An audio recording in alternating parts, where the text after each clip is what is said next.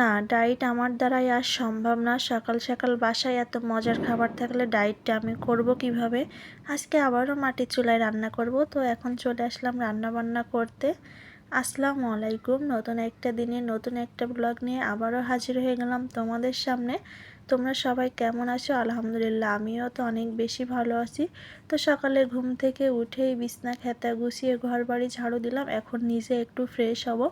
তো প্রথমে ব্রাশ করে নেব, আর আমি ব্রাশ করছি আর ওইদিকে দেখো আমার খালা শাশুড়ি আর আমার শাশুড়ি বসে গল্প করছে। কত সুন্দর একটা মুহূর্ত, তাই না?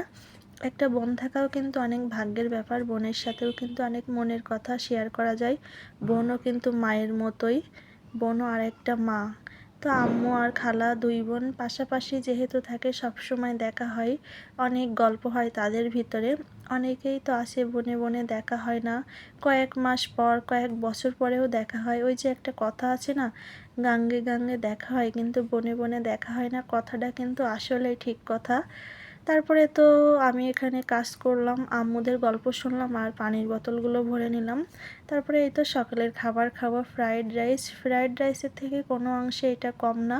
কালকের বাসি ভাত ছিল, সেইটাকে একটা ডিম ভেঙে দিয়ে পেঁয়াজ মরিচ ম্যাগি মশলা সব কিছু দিয়ে ভাতটা ভাজি করে নেওয়া হয়েছে। এই জন্য এক অমৃত, বিশ্বাস করো এটা খুবই মজা। তোমাদের টাকা খরচ করে রেস্টুরেন্টে যাওয়া লাগবে না, এভাবে তোমরা বাসায় ট্রাই করে দেখো, খুবই মজা। তারপরে তো দুপুরে রান্না করব, আজকে মিষ্টি কুমড়া রান্না করব আর পুঁটি মাছ ভাজি করব। আজকেও কিন্তু মাটির চুলাতে রান্না করব।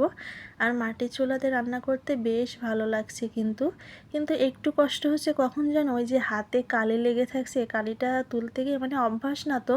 হাঁড়ি পাতিল যখন সুন্দর করে পরিষ্কার করছি, দুই হাত আমার কালিতে একেবারে ভরে যাচ্ছে। তো যাই হোক, ভালোই তো লাগছে রান্না করছি। আর এখানে আমি সব কিছু কাটাকুটো করে নিলাম। পেঁয়াজ কাটতে গিয়ে তো আমার নাকের জলে চোখের জলে একাকার হয়ে গেছে, এটা সবারই হয়। তারপরে তো ভাত বসিয়ে দিলাম।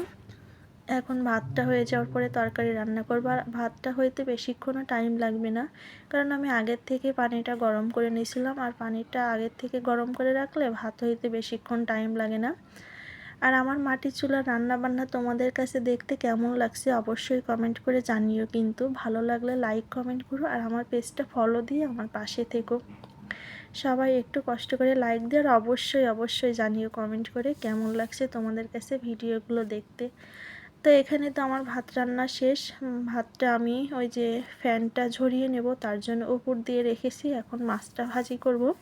তো মাছের ভিতরে আমি এক এক করে লবণ হলুদ সব কিছু দিয়ে মাখিয়ে নেব সুন্দর করে। আর ওইদিকে তো কড়াই বসিয়ে দিলাম, এখন কড়াইতে পরিমাণ মতো তেল দেব। আর আমার পাশে অনেক সাউন্ড হচ্ছে, তোমরা নিশ্চয়ই শুনতে পাচ্ছ, কারণ কালী পূজা 2 দিন আগেই তো হয়েছে। 2 দিন না, একদিন মনে হয়, যাই হোক হয়েছে তো 2 দিন, 1-2 দিন আগে আর কি। কথাটা কেমন জানি তোতলাই যাচ্ছে, কেন জানি না। তো যাই হোক, এখন আমি এখানে রান্না বান্না করছি আর পাশের সাউন্ডটা তোমরা একটু ইগনোর করো। আমাদের বাসার পাশেই পূজা হয়, এর জন্য একটু বেশি সাউন্ড হচ্ছে, গান বাজনা বাজি ফোটানো, অনেক আনন্দ উল্লাস করছে তারা। তো এখানে আমার ভাত রান্না শেষ, তারপরে তরকারি রান্না শেষ, এখন খাবার পালা। তো এই তো খাবার খেতে বসে পড়লাম।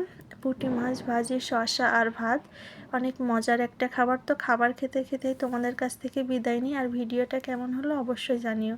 তোমরা সবাই ভালো থেকো, সুস্থ থেকো, সাবধানে থেকো, আর পেজটা অবশ্যই ফলো দিও। আল্লাহ হাফেজ।